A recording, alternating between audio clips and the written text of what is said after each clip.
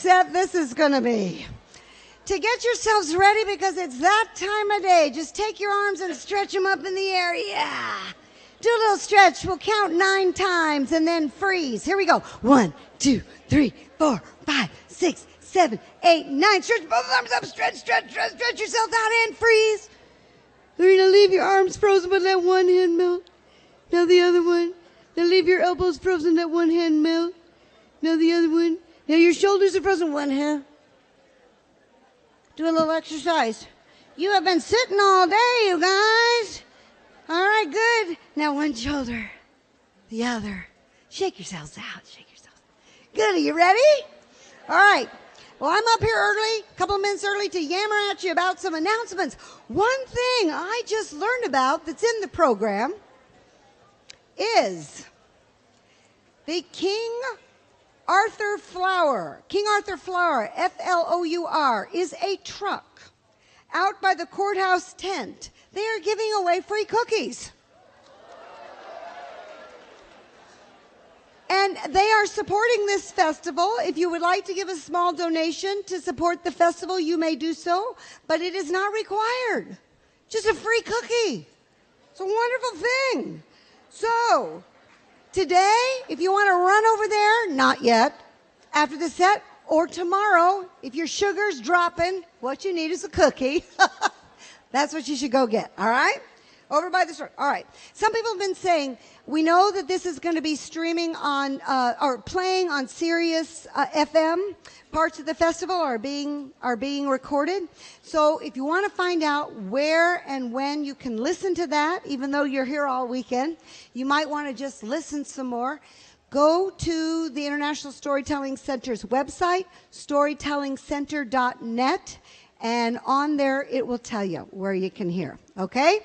All right, now my friend Summer just reminded me of all those announcements you've been hearing all day. Turn off your phones. Turn off your phones. I know you all turned them on to get in contact with all your friends and tell them what a great time you're having. Now turn them back off. Good.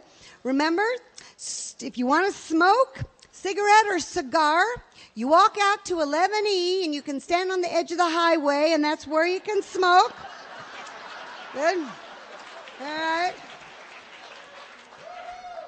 And the tent monitors are volunteers, so remember this. If you're saving seats, you can only save one other seat besides your own.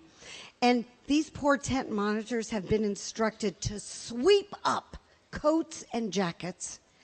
And I don't know where they take them. Maybe out to the smoking gallery out there on 11E. Don't save more than one seat during the festival. If you want to take a picture of your favorite teller, you may do so with a flash after the set or without a flash during the set, but without bothering anybody else. What did I leave anything else out? Did I leave anything out? All right. Now, if you look like a party crowd to me. So remember that if you're into partying at the dinner time, there's a lot of parties. You can go over at 5:30 to the College Street tent to hear the Exchange Place storytelling, which only happens. You only hear those people one time this whole weekend. Don't miss out on that. Or you can stroll over to the Wine and Beer Garden in front of the International Storytelling Center from 4 to 8. Some people are already over there. And you can have a little wine and beer if you're 21 or older. You can stroll into the International Storytelling Center where you can hear recordings of storytellers who have told here in the past, some of whom are no longer with us, that you can no longer hear live on this stage, but you can put on your headset right there in the center, and you can hear Jackie Torrance and Ray Hicks and all the greats who are no longer here, but who are here in spirit. All right? How am I doing? Oh, how many of you are going to the Midnight Cabaret tonight? That's the late night partiers, okay? Some are having to take a nap before they do that. John McCutcheon, there are a couple of seats left, so get your ticket at the Festival Center, which you know is that way. If you're going to smoke on 11E, you can get your ticket on the way out there. I don't know what I'm doing. Okay. Oh, the Jonesboro Novelty Band, if you like to sing along, go to the park food court, and you can sing along over the dinner break. Man, there's a lot of chances to party here. I don't know, I'm a little worried about you guys. Okay, now, we are going to have a great time. We got two incredible guys here. The first storyteller is Tim Tingle. You know, we have storytellers now are not just storytellers. He is a novelist. He is a story collector. He went down to Mexico, collected stories from in Oaxaca. Cuernavaca, right? Cuernavaca. He has 3 different versions of La Llorona. Don't know if he's telling that tonight at the Ghost Stories, but he will be telling tonight at the Ghost Stories. And he has received a very special award, the Talking Leaves Award from the National Storytelling Network for keeping the stories of the Choctaw people alive. This is a culture that he brings to us. We are very, very fortunate. He has done a lot of work and a lot of research and brings those stories to life beautifully. He has a brand new book. The name of his brand new book is House of Purple Cedar. Just came out this year. So if you haven't seen that yet, go over to the Fabulous Marketplace and take a look. I asked him what he was going to tell, and he said, I think I'm going to tell a particular story. And I said, that is one of my favorites, and is the most fabulous, beautiful picture book you have ever seen that has won many awards. And to see it now come to life on this stage is going to be a treat. Please welcome, with Joyce Cole, our interpreter, Tim Tingle.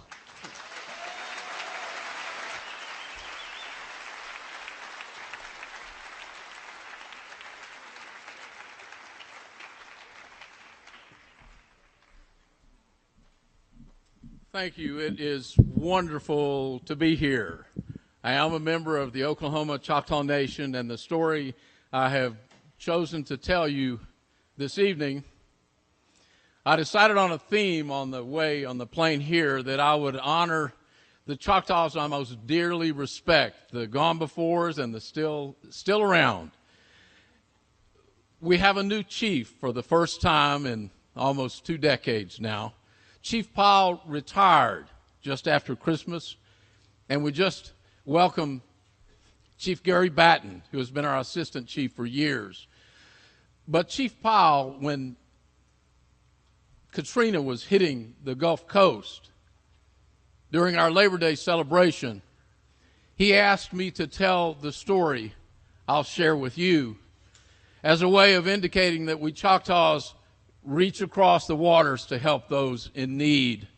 And during Katrina, the Choctaw Nation opened up over 13 and a half counties of Oklahoma until every hotel room was filled, and then homes, so anyone from Katrina would have a place to live and food to eat without having to pay for it.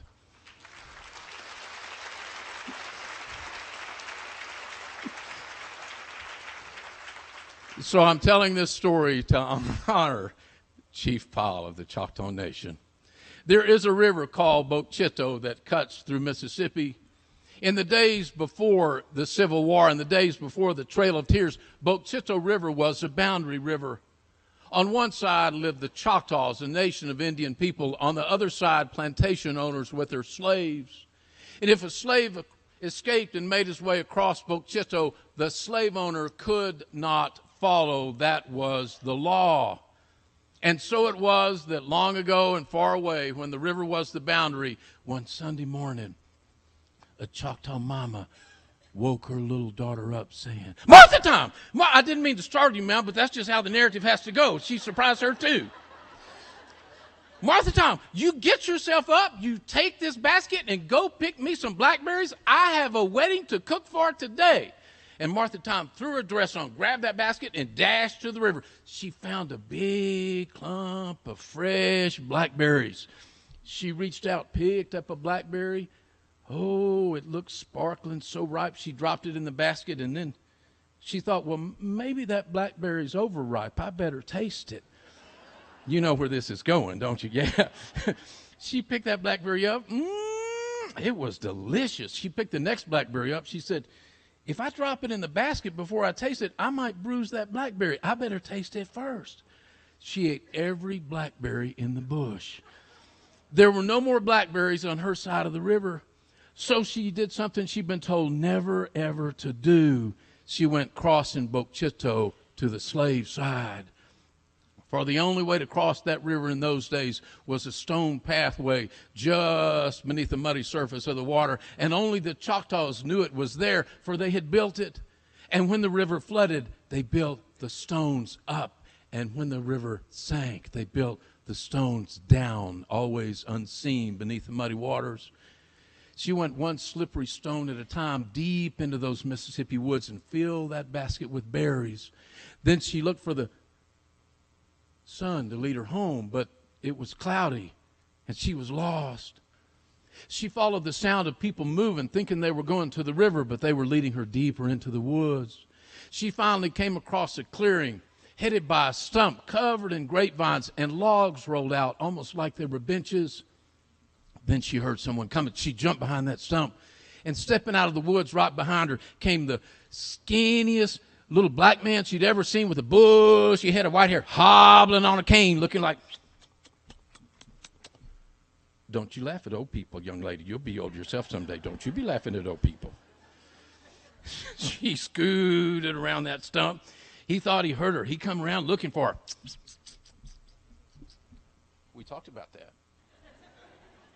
And finally, that old man, he put his cane down, started stepping on top of the stump, and she knew, if that old man steps on top of the stump, he's going to be able to look down and see me. I bet and get into the grapevines. So Martha Tom jumped into those grapevines as quick as she could.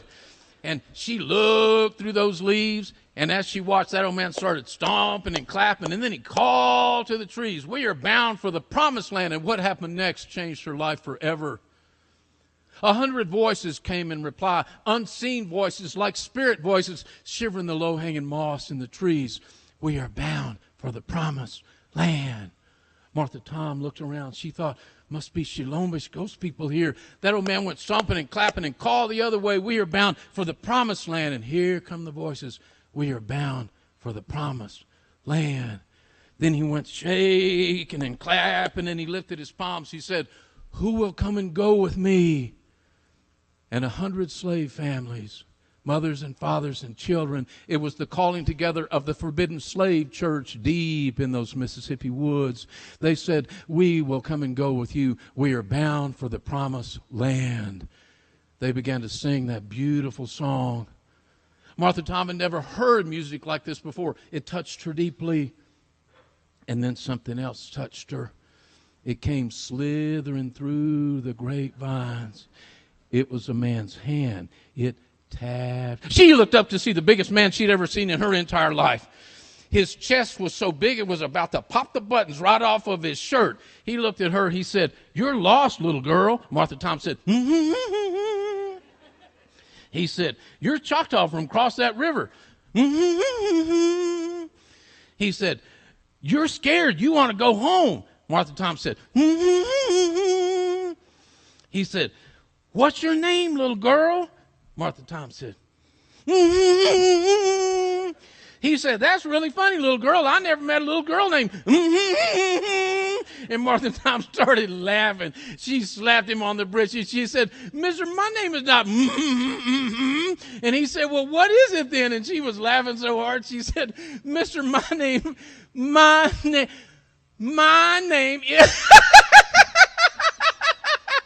He said, "That's even funnier than..." And she stopped laughing. She said, "My name is Martha Tom." He said, "Well, Martha Tom, I'll get you home to the river. You don't have to worry. You're safe here." He lifted her up and put her on top of the stump, and she looked down and saw 100 people waving at her. She jumped down behind him, and they waved and smiled. And he said, "I'll get my son. He'll get you to the river." "Little Mo," he called out, and there appeared a thin little boy, about 10. His daddy said, "Little Mo, this is Martha Tom. She's Choctaw, and she got lost. Won't you help her get to the river?" Little Mo said, "I better not. The people in the plantation house, Daddy, I don't mean disrespect, but they always tell us if we children are seen playing close to that river, our whole family get in trouble. They think we're trying to escape. I better not do it. His father knelt down and held him close and said, son, it's about time you learned. There is a way to move amongst them where they won't even see you. It'll be like you're invisible. Here's what you do, son. You move not too fast, not too slow, eyes to the ground. Way you go. You'll be invisible, son. Now get this little girl to the river. Well, it sounded like a fun little game to play. So little Mo took Martha Tom by the hand, and off they went, just like his daddy had taught him. Not too fast, not too slow, eyes to the ground. Way you go. They circled that plantation porch where the people were doing their sipping and their sighing, but nobody paid them any mind. Little Mo thought, we must be invisible. Finally, they made their way to the banks of Bochito, and Martha Tom thought, this would be a funny little game to play. She walked right to where the stone pathway was, but he couldn't see it beneath the muddy waters. She said, Little Mo, why don't you wait right here and looky what I can do? And she started walking into the woods. He said, okay, little miss, looky what I can do. Maybe you better turn yourself around and get back across. How are you going to get across this river? I don't see a boat or a bridge. How are you going? And she stopped. She flipped her hair. She said, looky what I can do. And shoo, she took off running. He said, okay, you got my attention now, little girl. Okay, you better slow. Look, you're going to slow. Don't be jump. Look, I don't even. Shoo. She jumped off the shore. She landed on the water. She stood up. He jumped back. He said, little girl, what kind of a witch are you? She said, I'm not no kind of a witch. Come on, you can do it too. He said, I ain't got. Okay, just tell me, how you doing that, little girl? How you doing that? She said, it's okay. It's safe. Look, put your big toe in just like a safe test. It'll be okay. Little Mo looked at the water, looked at her, said, you want me to put my big toe in like it's a safe test? That's what you're telling me, little girl. She said, yeah, go ahead. He said, okay, what if a big old snapping turtle doesn't know it's a safe test and he comes along and bites my big toe off? What about that? She said, that's no problem. You still have 9 good toes. He said, no! And then the laughter left her face, but the friendship stayed. And she reached and touched him on the hand, and she said, little Mo, you don't understand. I would never hurt you or your family or your people. Your father saved my life. If your father hadn't found me, but the people in the plantation house found me, they would never let me go. I would be their little inside the slave house girl until I grew old enough to pick cotton like your people do. Your father saved my life. Little Mo looked at his skin and looked at hers, and he said, your people, why are you saying this? And what she said to him, he had never heard before. And most Americans have never heard it, but it's the truth. She said, little Mo, who do you think were their slaves before they brought your people here? It was us. I would never hurt you. I want you to meet my family. And little Mo looked at her, and he did something he had never done before. He decided to trust someone of a different color. And when he put his foot through the water and it touched the stone, it was como milagro, as so many people say. It was like a miracle. And one step at a time, and when he reached the center of the pathway, he squeezed her hand and said, how long has the path been here? She said, I don't know, maybe forever. And he thought to himself, so the path to freedom is always there if you learn to see it. And then he realized, I still haven't seen it, only with my faith. And even before they stepped from the stones to Choctaw Town, they heard the old people begin to sing the wedding chant. And when they stepped onto the street and saw the wooden houses, the women stepped from the doors and did a beautiful stomp dance. And the old people did the wedding chant, and they followed them where the bride and groom stood. And the women made a circle and the men a larger outside circle, and they began to move in one direction and the other while the old people sang the song, way Hey ya, you a hey you a hey ya way. Hey ya, you a hey you a hey ya, you a hey you a hey ya, you a hey you a hey ya, you a hey you a hey ya, you a hey you a hey ya, hey. Yo, this began a friendship that would last for years. As every Sunday morning, Martha Tom would be up crossing Bogue Chitto. She sat with little Mo and his family and learned those songs in English and Choctaw both. And every Sunday evening, she would cross that river on her way home. Then trouble came. There was a slave sale, and 20 slaves were sold to go to New Orleans the very next day. The list of names was read from the back plantation porch. The fathers were called to hear the names read, and number 17 on that list, little Mo's mother. It was the longest walk home he'd ever taken, and when the father opened the door and he saw the spread on the supper table and his wife smiles, she said, "I've made your favorite white bean stew with floating ham and cornbread too and honey." He realized he had one gift this night with any meaning for his family, their final meal together, not knowing of the sale. He gave it to them. He said the prayer with joy in his voice, and when the final bit of cornbread had swiped the last bit of stew from the bowl, he stood behind her and touched her shoulder and said, "There has been a slave sale." "Who?" she said. 20. They'll come and take them away before sunrise. "Who? People we know?" "Yes." "Who?" He turned away and she said, "People we're close to." "Yes." "Who?" When he still didn't answer, she gripped his wrist and put it on the table and turned so she could see the tears rising in his eyes. And she said, "Just say it." "Who?" He said, "You." She said, "No." She slapped his hand from the table, and the children began to cry. They'd never seen their parents this way. "No," she said, "I won't go. I'll grab my clothes and I'll run to the woods." He said, "You don't want the children to see the dogs drag you back." And she looked at the children. She said, "Which of them are going with us?" He said, "None of the children." She said, "How can they live without us?" And he said, "Not us. Only you." Her face took on a look he'd never seen, and she stared at the children. She stared at them hard, crying and scared, and he knew she would always remember them this way. He pounded his palm on the table. He said, "Stop your crying. Everyone, go find something small and precious to give to your mother to remember you by." But no one moved. And finally, little Mo stood up. He said, "Daddy, the Choctaws will take us in. I know a way across the river." "No, son, they'll have the dogs out." "Daddy, listen. Just like you taught me, not too fast, not too slow, eyes to the ground.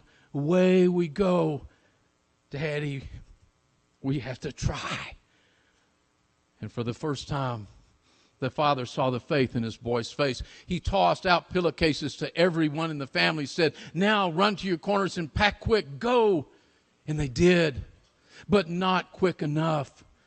The men in the plantation house saw them working late at night and called out those with the dogs and the lanterns and the guns, and they surrounded that little house in the woods, tossing the jackets over the lanterns and lifting their shotguns to the doors. So when his family surrounded him, little Mo's father looked to the back door and said, "We could go out that way. It might be dark and safer there, but this night's journey is not about darkness. It is not about safety. It is about faith. It is about freedom. We will go out the front door." And so they did, pushing the door open. The men saw the door sliding open. They tossed their jackets and lantern lights spread into the clearing. They lifted their shotguns, but no people they beheld. A miracle happened. This family became invisible, walking just as little Mo had reminded them, not too fast, not too slow, eyes to the ground. Away we go, so close, even the dogs didn't see them, but they sniffed the air. they came to the banks of the river and looked to little Mo to lead them across. He saw the clouds on the moon. He said, "Daddy, I've never been here at night. I can't find the way." But his father was undaunted. He lifted his son, balanced him on his hip till the skin of their cheeks touched, and he said, "Son, son, you know we call you Little Mo, but you know that's not your real name, son. The hour is at hand. I know why we gave you this name, your birthday. Your name, son, is Moses. Now, Moses, get us across that water." Little Mo leapt down and found the stone pathway. He dashed across right into Martha Tom's house. They were sound asleep. It was dark. He said, "It's me. It's little Mo. They're after us. My mama's been sold. We're trying to escape the men with the dogs and guns. Can you help us? It's me. It's Moses. Can you give me a hand here?" Martha Tom's mama jumped up, threw her dress on. She said, little boy, get yourself right back across that river. Hide your family in the tall river cane. You'll know when to come across. Now go." Little Mo dashed back and got his family in the river cane. It gave Martha Tom's just enough time. Her mama went to every house and flung the doors open. She said, "Women, put on your white dresses. Bring a lit candle. Meet me at the river tonight. We're having a ceremony, the crossing kind." And when everything I've told you come to pass, those men with the dogs and the lanterns and the guns followed the sniffing dogs and surrounded that river cane. And then they looked across and they saw on the Choctaw side what looked to them like a band of angels holding candles and casting a halo glow around their faces in the fog. And then they saw, standing up not 10 feet in front of them, shimmering and shining and coming to life before their eyes, 7 runaway slaves. They lifted their shotguns and pointed them to the backs of the slaves, but their fingers froze on the triggers. For stepping out of the Choctaw side came the most beautiful little angel of them all. Her right hand held a candle. Her left hand was outstretched. It was Martha Tom, and she was walking on the water. They fell to their knees and dropped their shotguns in the mud, and she began to sing a song they'd heard the slaves sing many times in the fields, but never in the language she sang it. She sang, "Nita kistayo bigmano Jesus humilitit. Mala holy topama chihotayalashki." We are bound for the promised land. She took little Mo by the hand, and he took his mother, and she took her husband. He took the children. All 7 of them went crossing Bokchito. When they reached the fog on the Choctaw side, they blew the candles out and disappeared into the lightness of it all, never to be seen on the slave side again. But in Neshoba County, Mississippi, they still tell this miracle story. The Choctaws talk about the bravery of Martha Tom, and the field workers, their descendants, talk about the faith of the boy Moses, but maybe the best version is told by the man with the dogs and lanterns and the guns. For they talk about the night 7 sweet spirits went walking on the water to their freedom, to their freedom, to their freedom. And if I were to ask any of you, where lies evil in this story, right away you would point to the men with the dogs and the lanterns and the guns. But let me remind you that in times of stress, we show who we are. And they too dropped their weapons and fell to their knees and became not witnesses, but part of the miracle. Step by step, stone by stone, step by step, stone by stone. We tell these stories to talk about our differences of cultures, ethnicities, but in a deeper, finer place, we are not different at all. We are all members of the human walk. There never was a race here. There's no competition. We all seek the same thing, safety and joy for those that we love. And we're getting closer, step by step, stone by stone, book by book, story by story, closer and closer we come to the house where everybody is welcome here. Freedom. Yakoke, thank you. Thank you.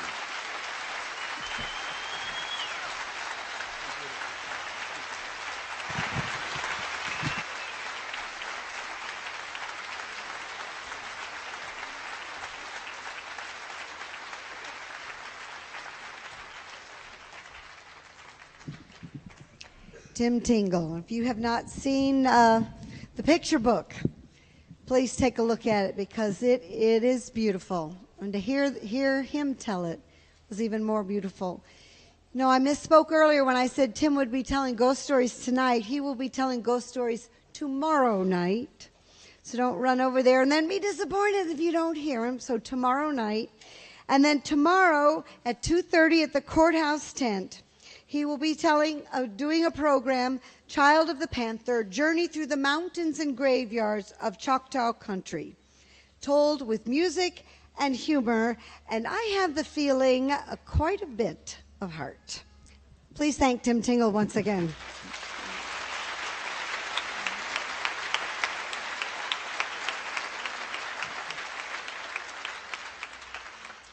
I asked Donald Davis, when is the first time you told a story? And he looked perplexed. He said, well, that's hard to say because in my family it was just everything was stories. Family gatherings were stories. I never thought I was a storyteller. But then he went to Berea College in 1980 or 1981 and to a storytelling workshop.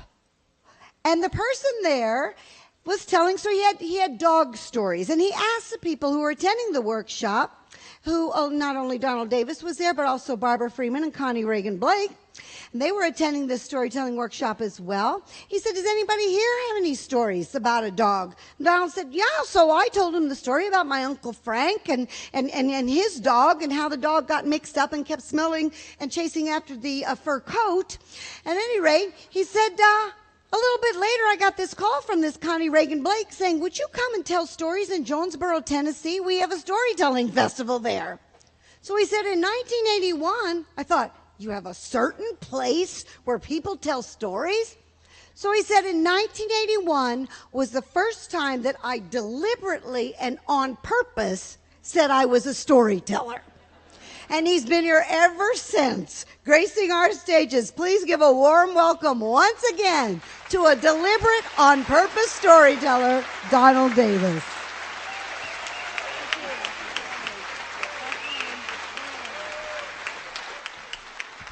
Thank you, thank you. Well, it's an honor to share this hour with Tim Tingle. Tim is always such a profound bridge builder, and I know that if I ever need to be taken care of, I could always call Tim and he would do it. Thank you, Tim. Thank you always. Yeah. Thank you. When I was 12 years old, we moved to a new house. We moved from a little 4-room house in Hazelwood, North Carolina. We moved 4 miles all the way to the other side of Waynesville. And we settled in a little house on a place called East Street. Now, East Street was a wonderful place for a 12-year-old boy to live. No girls lived there. I don't just mean when we lived there, I mean forever. No family living on East Street ever had a girl. People would say, want to have a girl, better move out there. Never happened. Want to have a boy? Better go spend the night on East Street at least 2 or 3 times, and then it'll happen. You know. But it was a wonderful thing because, you see, as the boys grew up and left home, the big boys passed on every bit of knowledge they had to the little boys. And by the time we moved there, that wonderful educational process had been going on so long without the benefits of feminine correction that we knew everything. And besides that, when you have 6 12-year-old boys looking out for each other who know everything, that could be dangerous. Our old elementary school teacher, Mr. Leatherwood, lived over on that side of town, and he was retired now, and he raised bird dogs. He had these floppy dogs, you know, it's like they didn't even have any bones, and some of them were speckled, some of them were spotted. His favorite dog was a big dog named Susie. Susie had big brown and white spots. In the summertime, it got so hot, it looked like poor Susie could use a haircut. So we got the little shears that my daddy used to save 60 cents about every month. And we gave Susie an artistic high-low haircut. We left all the brown spots high.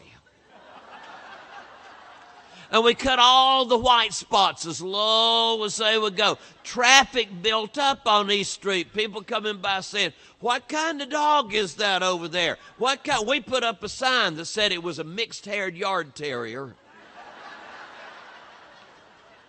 Mr. Leatherwood used bad words, but he never found out who did it. So sometimes we would save up school lunch money and we would buy balloons. We would go to the store and get balloons. Balloons that would be, about as big as your head if you should blow them up. And while we were there, we'd get baby food. Pick it by the color. Loose green vegetables. Watery yellow vegetables. Chunky gray junior meat.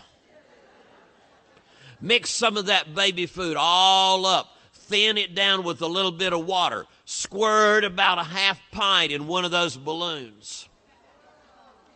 Tie the balloon shut, park it out in the sun, and let it ripen for a week or two.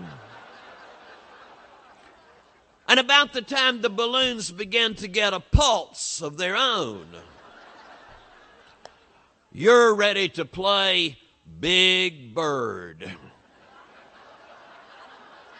We put about half a dozen of those balloon messages in a big old grocery bag, climb up in an oak tree with a limb out over East Street.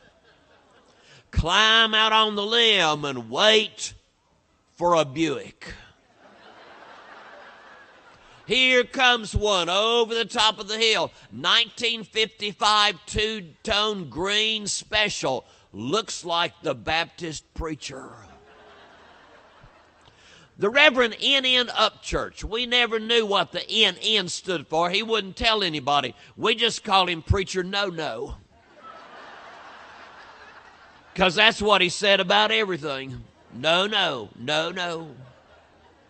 Here came the Buick down the hill. We knew the exact crack in the street the front bumper had to cross when it was time to mail the bird message. The Buick crossed the line. We let go. It was a perfect shot. Centered the windshield. He slid up against the curb, stopping that Buick, threw the door open and jumped out to look, just as his wife reached over and turned on the wipers. Shummed the whole load right across his face. And he thought he could see flying away the thing that had done it. He kept saying, "There it goes, there it goes." Now, we went to the Methodist church. But that Sunday afternoon, I found out from some of my friends who were Baptist about the sermon that Sunday.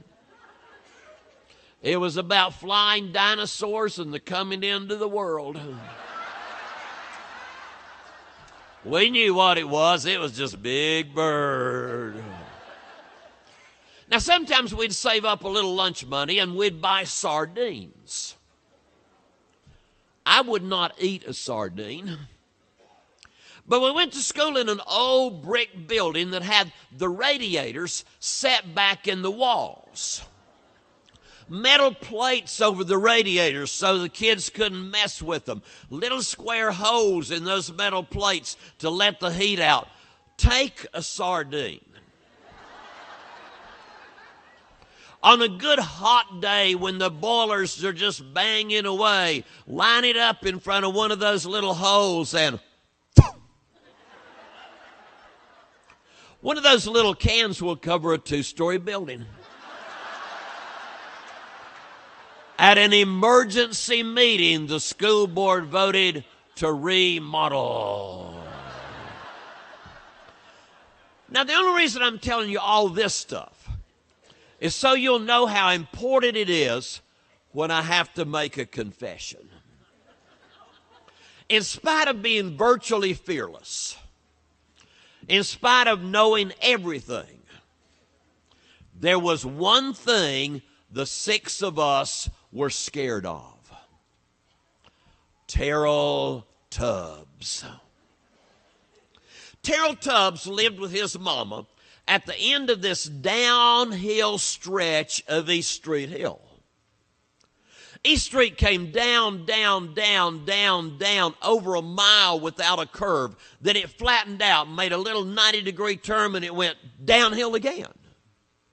And right in that curve, it was a big white 2-story house, 1 million houses like that in the mountains of North Carolina, painted once when it was built and never touched with paint again.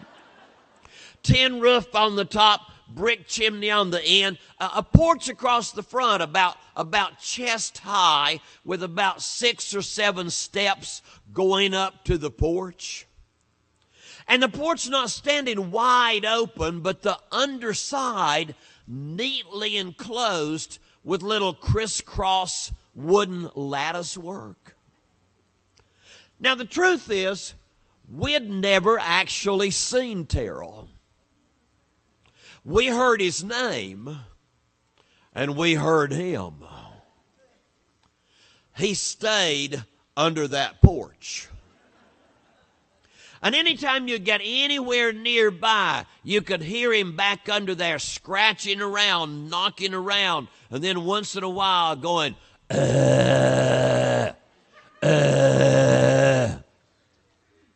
We thought, we don't need to meet that.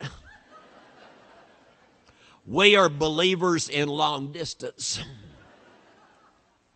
So we never went anywhere near the Tubbs house, the one house we stayed far away from until the next year when we all got a bicycle.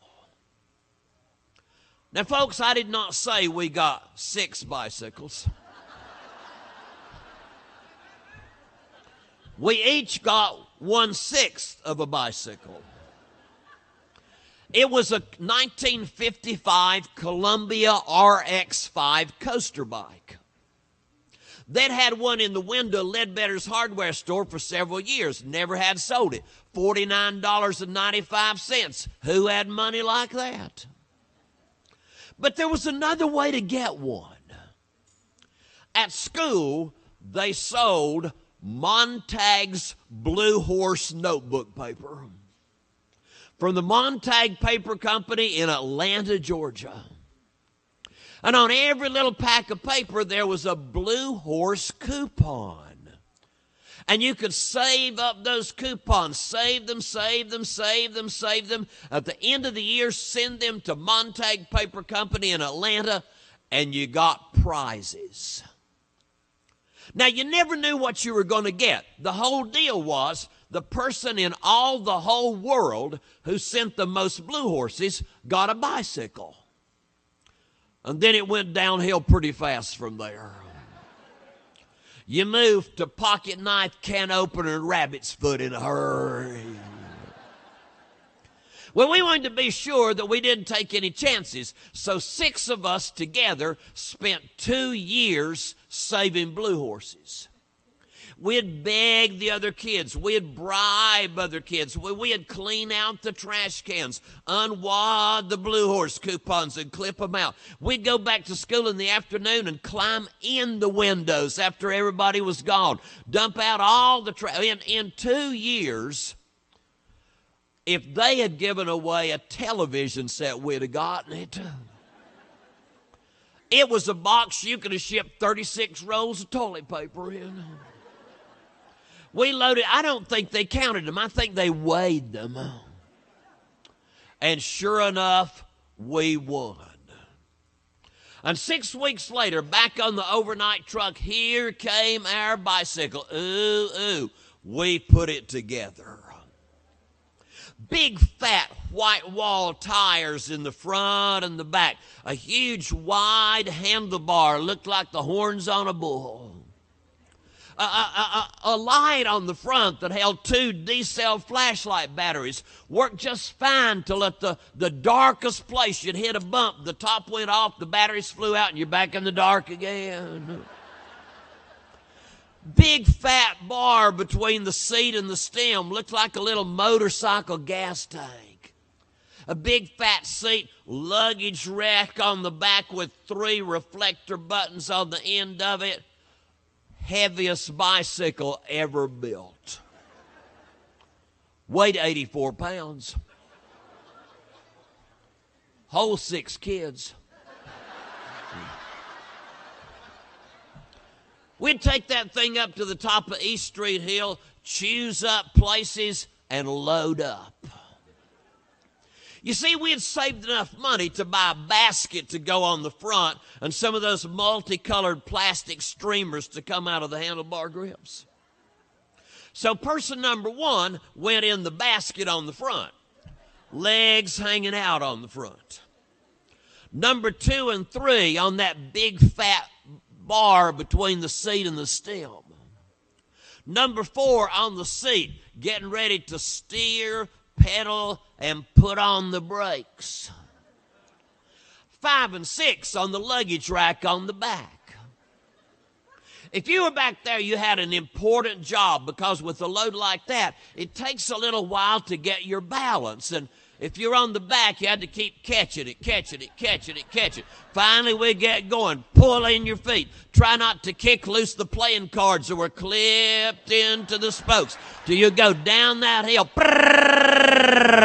flying toward Terrell Tubbs' house. Now, they called it a coaster bike for 2 reasons. It's too heavy to pedal on level ground, and it had coaster brakes.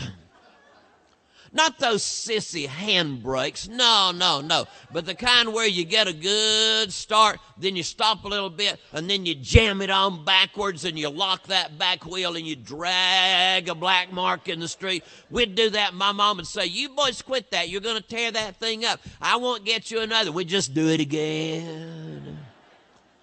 So here we'd go down the hill, full speed, about half mile, and then whoever was pedaling would start easing on the brakes, getting ready for that big curve right at the Tubbs house.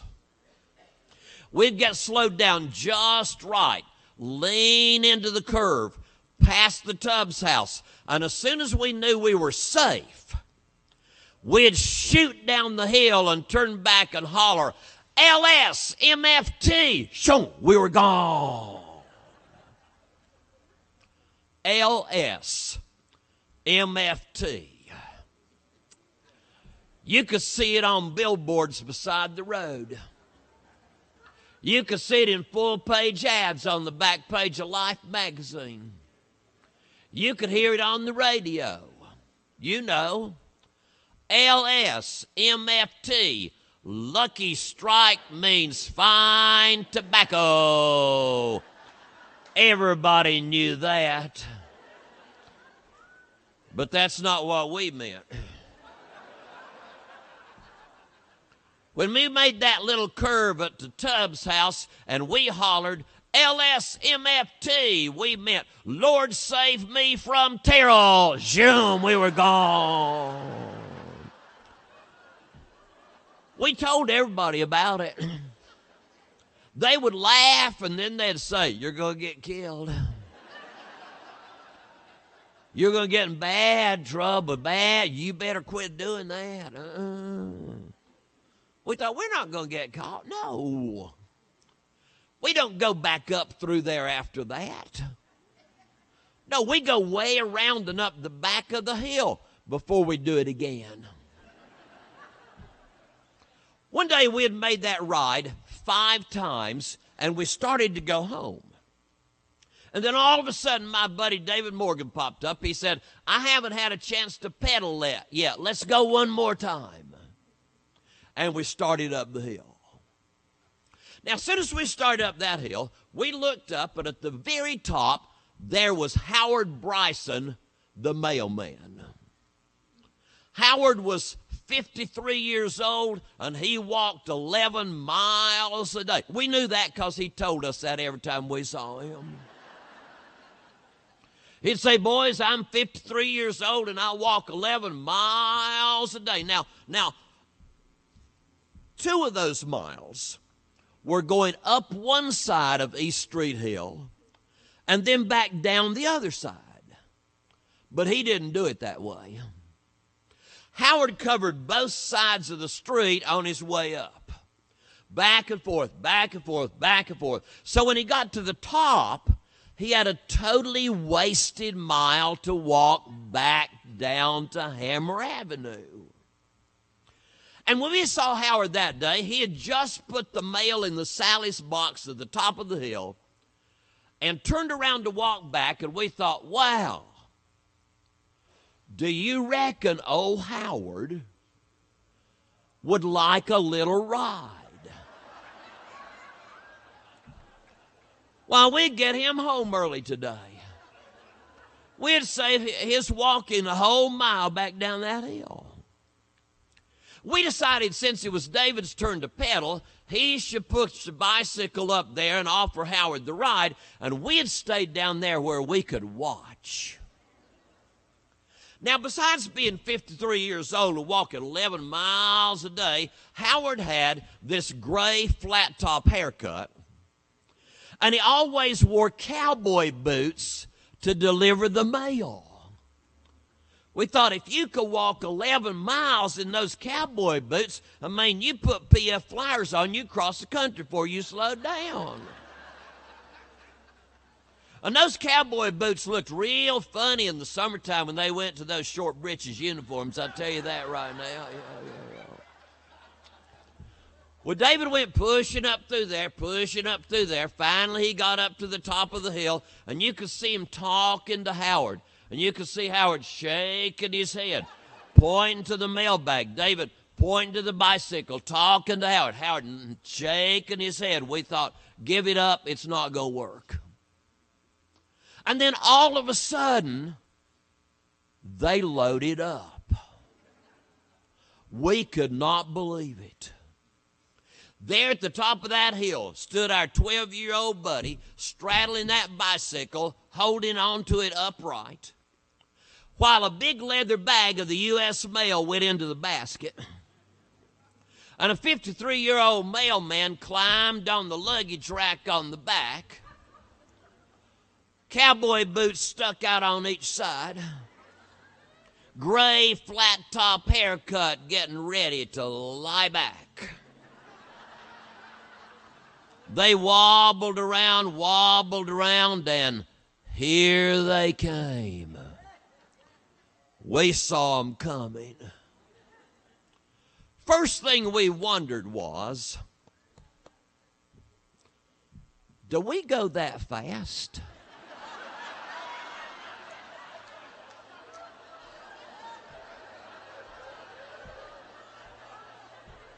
I don't think we go that fast.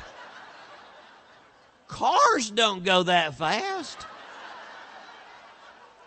They were flying, and besides that, sparks were coming up off the pavement under the bicycle.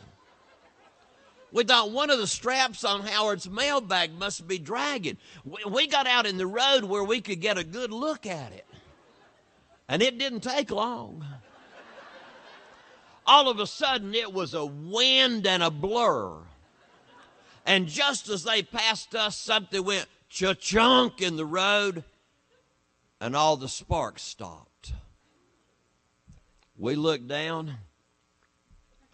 It was the sprocket chain. And a little at a time, we began to put this thing together.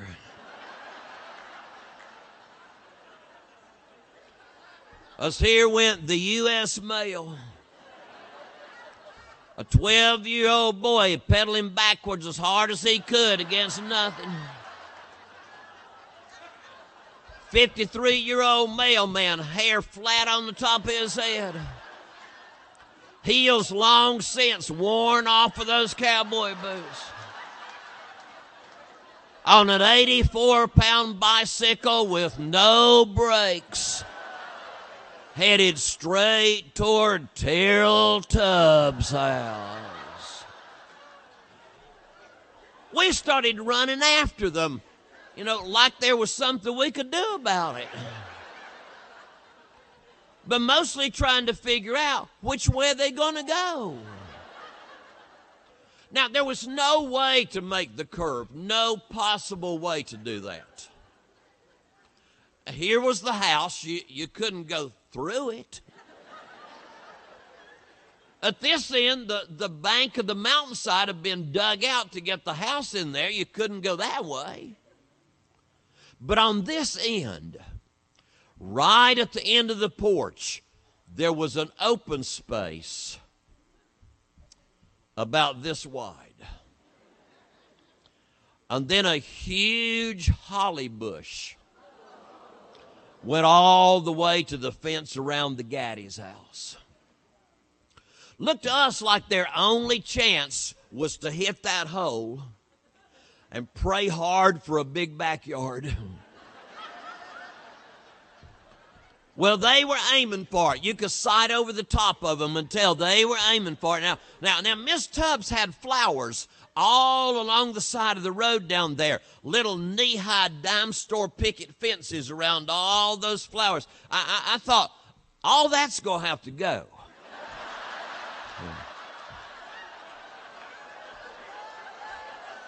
And it did.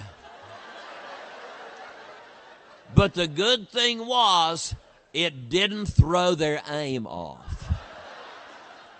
They were going to make it.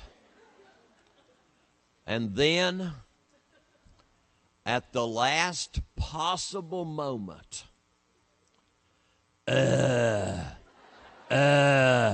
here came Terrell Tubbs out from under that house, standing up right in the middle of that one open space. There was no way left to go but the holly bush.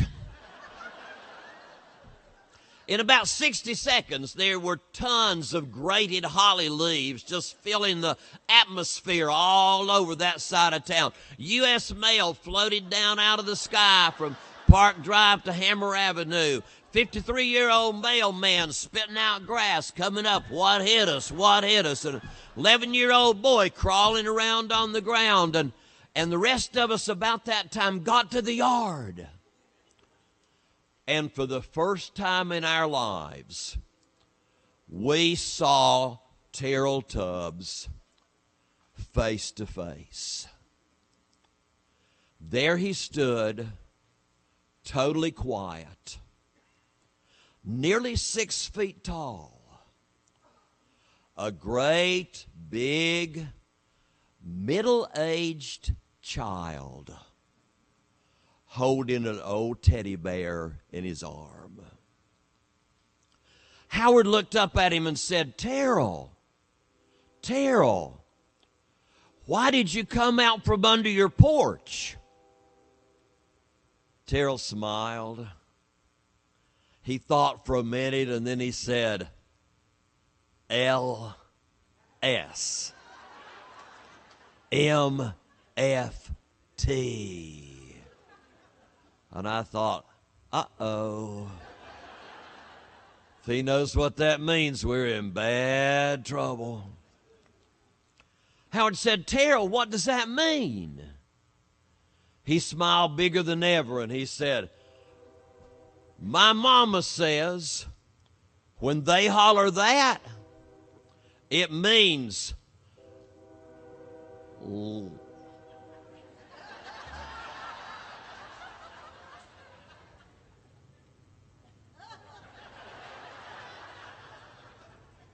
let's stop. Make friends, Terrell.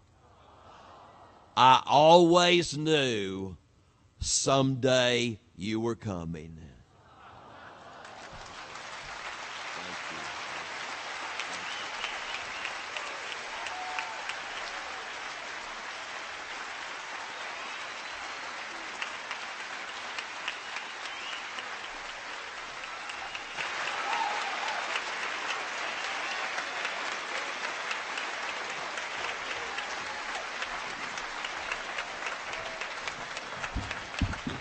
An on-purpose storyteller, Donald Davis. Give him another hand.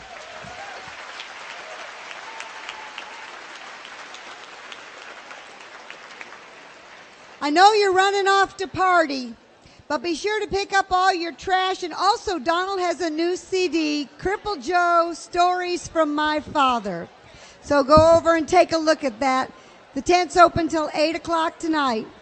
Thank you, Ed, sound engineer. Thank you, Liz. Thank you, Joyce. Thank you, June, our tent monitor. Thank you, John. Have a great supper break. We'll see you this evening. Bye-bye now.